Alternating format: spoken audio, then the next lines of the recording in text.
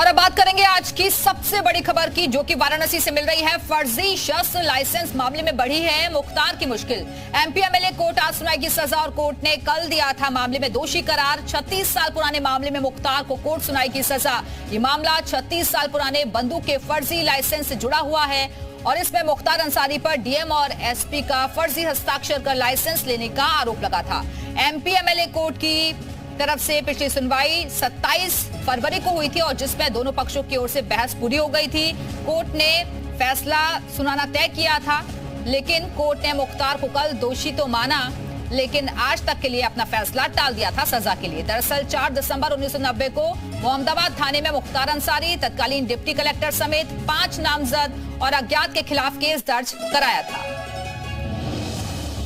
तो आज मुख्तार अंसारी को सजा सुनाई जानी है और खबर क्या है वो हम आपको पूरी तरीके से बता देते हैं। आज मुख्तार को सुनाई जानी है सजा और मुख्तार आर्म्स एक्ट के तहत दोषी करार दिया गया है। आज दोपहर के बाद सुनवाई होगी और असलहा लाइसेंस में धोखाधड़ी का पूरा मामला है। 36 साल पुराना ये केस है जिस पर आज कोर्ट की तरफ से सजा का ऐलान होगा।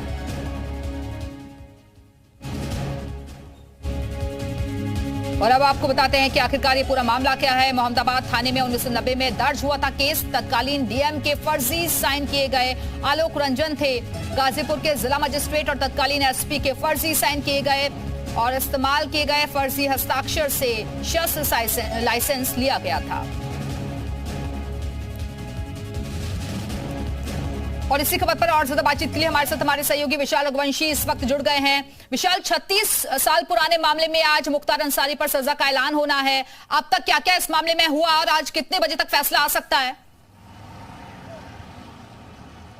देखिए, करीब 12 बजे के आसपास वाराणसी की एमपी एमएलए कोर्ट इस पूरे मामले को लेकर अपना फैसला सुना सकती है। और चूंकि ये पूरा जो मामला है ये 1987 का पूरा मामला है, जब फर्जी तरीके से जो तत्कालीन जो डीएम जो बाद में मुख्य सचिव रहे आलोक रंजन, उनके हस्ताक्षर, इसके साथ साथ जो उत्तर प्रदेश के डीजीपी रहे नगर, जो उस वक्त कप्तान थे गाजीपुर के, उनके हस्ताक्षर से फर्जी तरीके से ये पूरा शस्त्र लाइसेंस जो है ये कराया गया था। 1990 में 4 दिसंबर 1990 में गाजीपुर के मोहम्मदाबाद थाने में इस पूरे मामले को लेकर एफआईआर दर्ज हुई थी और इस पूरे मामले में कुल 10 लोगों की गवाही कराई गई थी। अब इस पूरे मामले में कल चूंकि एमपी एमएलए कोर्ट वाराणसी ने दोषी करार दिया है। हालांकि इसी मामले में जो भ्रष्टाचार का आरोप था उस पर जो है दोष मुक्त किया है, लेकिन जो ये पूरा आर्म्स एक्ट का पूरा मामला है इसके तहत आज सजा का ऐलान हो सकता है। करीब 12 बजे के आसपास कोर्ट में आज मुख्तार अंसारी को सजा सुनाई जाएगी और वीडियो कॉन्फ्रेंसिंग के जरिए मुख्तार अंसारी इस पूरे सुनवाई के दौरान जुड़ेगा। और मुख्तार अंसारी की मुश्किलें बढ़ना बिल्कुल तय मानी जा रही हैं, क्योंकि इस पूरे मामले में अब दोषी जो है वो करार दे दिया गया है मुख्तार अंसारी को। और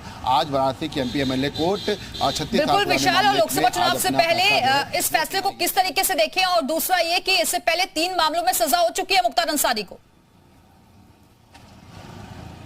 देखिए, बिल्कुल मुख्तार अंसारी को अगर हम बात करें तो कई मामलों में सजा पहले भी हो चुकी है। अवधेश राय, जो अजय राय के भाई थे, उनके मामले में भी जो है सजा हुई थी। गैंगस्टर एक्ट जो गाजीपुर में बाकायदा जो किशन राय हत्याकांड में दर्ज हुआ था, गैंगस्टर एक्ट, उसके तहत जो है सजा हो चुकी है। तो ये तमाम ऐसे मामले हैं जिनमें जो है मुख्तार अंसारी की मुश्किलें बढ़ी हैं। अब ऐसे में आज का जो दिन है वो बेहद खास है। मुख्तार अंसारी की मुश्किलें बढ़ना वापस आएंगे आपके पास। और इस वक्त गाजीपुर से आलोक भी हमारे से जुड़ गए हैं। आलोक, आपके पास क्या अपडेट, क्योंकि अब मुश्किलें बढ़ती हुई साफ तौर पर नजर आ रही है मुख्तार अंसारी की?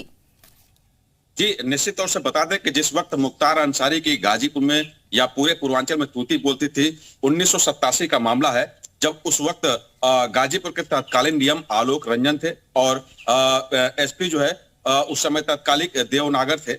उस दौरान जो है इनके फर्जी हस्ताक्षर करके जो है यहाँ पे गौरी शंकर जो असलहा बाबू थे, उनसे मिली भगत करके एक फर्जी दोनाली बंदूक के लाइसेंस बनवाए थे। जिस मामले में जब यह मामला संज्ञान में आया, सीबीसीआईडी जांच कर रही थी, उसके बाद ये पता चला तो फिर तत्कालीन एसपी और डीएम के द्वारा जो है यहाँ पे कोतवाली में मुकदमा दर्ज कराया गया था। वो मामला जो है लटका रहा, लंबा समय तक चलता रहा। फिर उसके बाद ये बनारस में ट्रांसफर हुआ और फिर वहां पे ये सुनवाई हुई और जो नतीजा निकल के आ रहा है वो निश्चित तौर से कल दोषी करार दिया गया था और आज उनके दोषी करार पे फैसला आएगा। और निश्चित तौर से कहा जाए कि मुख्तार अंसारी उस वक्त भी वीसी से जुड़े रहेंगे। ये इस तरह की जानकारी सूत्रों के द्वारा जो है जानकारी भी मिले। जी। ठीक है आलोक, अब बनी रहेगा, वापस आएंगे आपके पास। और विशाल के पास एक बार फिर से चलते हैं। विशाल, भले ही पूरा मामला 36 साल पुराना हो, इस बीच कई सरकारें आई, कई गई, लेकिन जो फैसला सुनाया जाना है ये एक बड़ा मैसेज भी देने की कोशिश रहेगी कि अपराधी कितना शातिर क्यों ना हो, लेकिन उसे गुनाहों की सजा भुगतनी पड़ती है। और आज सजा का ऐलान इसलिए होने भी जा रहा है योगी सरकार के कार्यकाल में।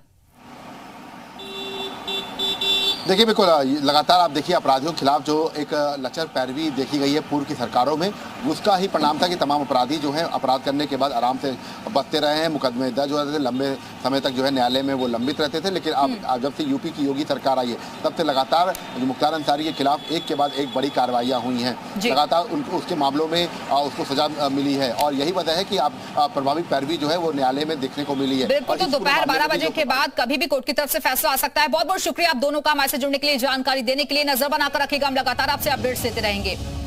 बढ़ते